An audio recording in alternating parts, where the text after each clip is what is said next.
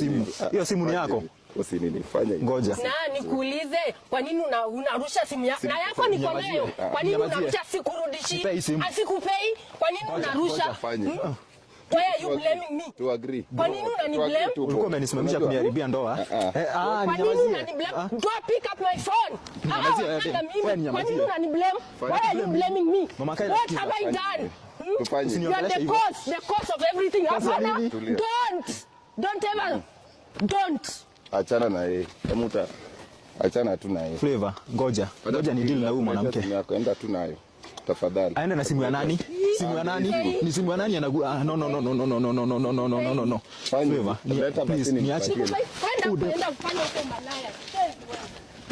Yaani huyu dema ananibeba hivyo. Usijam na nyinyi wote mkoseni. Tukosema aje? Mbona lakini wewe mbona unanifanyia hivyo? Nifanya nini? Wewe acha pia kupimanga mtu nini bangi.